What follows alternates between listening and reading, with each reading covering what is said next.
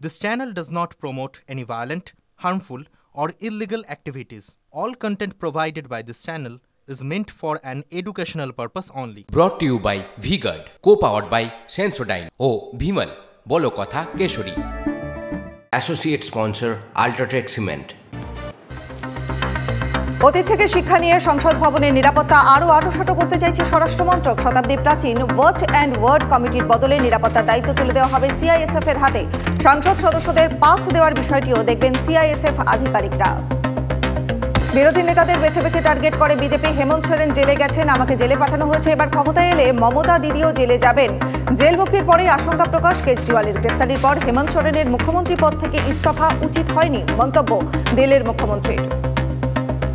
Jail মুক্তির 24 ঘন্টার মধ্যেই ভোটের ময়দানে দিল্লির মুখ্যমন্ত্রী। এবার লোকসভায় 230 পার করতে পারবে না এনডিএ। পশ্চিমবঙ্গ, বিহার, হরিয়ানা, রাজস্থানের মতো একাধিক রাজ্যে বিজেপির আসন সংখ্যা কমেছে।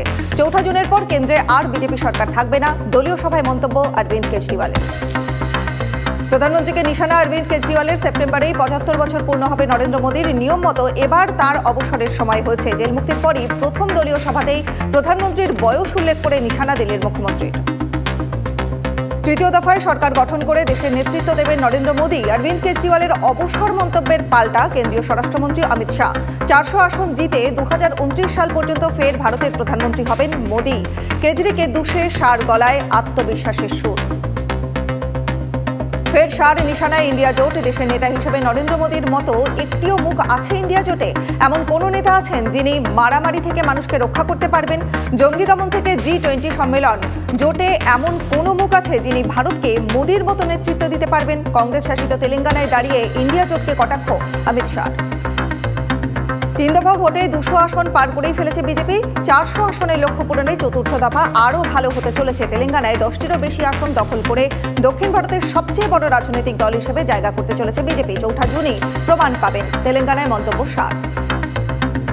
প্রধানমন্ত্রী নরেন্দ্র মোদী নিশানায় ওড়িশার মুখ্যমন্ত্রী নবীন পটনায়ক। না দেখে ওড়িশার সবকটি জেলার নাম বলুন তো। পটনায়ককে খোঁচা মোদীর। মন্তব্য, এবার ওড়িশায় বিজেপি ক্ষমতায় এলে কোনো ভূমিপুত্র বা ভূমিকন্যাকে মুখ্যমন্ত্রী করবেন যিনি ওড়িয়া ভাষা জানেন। বিজেপি নেতাকে খোঁচা প্রধানমন্ত্রী। দিনভর টানা চিৎকার। প্রতিবেশীর চিকিৎসকের বাড়ি থেকে একটানা ডেকেই চলেছিল পোষ্য কুকুর। অতিষ্ঠ হয়ে আবাসনের বাসিন্দারা অভিযোগ জানাতে যেতেই চোখ কপালে দেখতে পেলেন হাত পা বাঁধা অবস্থায় পড়ে রয়েছে বৃদ্ধ চিকিৎসক। ভয়ঙ্কর হত্যাকাণ্ড ঘটেছে রাজধানীতে। জংপুরায় একটি আবাসনে থাকতেন ডক্টর যোগেশ চন্দ্র পালের গলা কাটা দেহ উদ্ধার করে পুলিশ। শুরু হয়েছে তদন্ত। Brought to you by V-Guard, co-powered by Sensodyne O Bhimal, বলো কথা Keshari. Associate sponsor Ultratech Cement।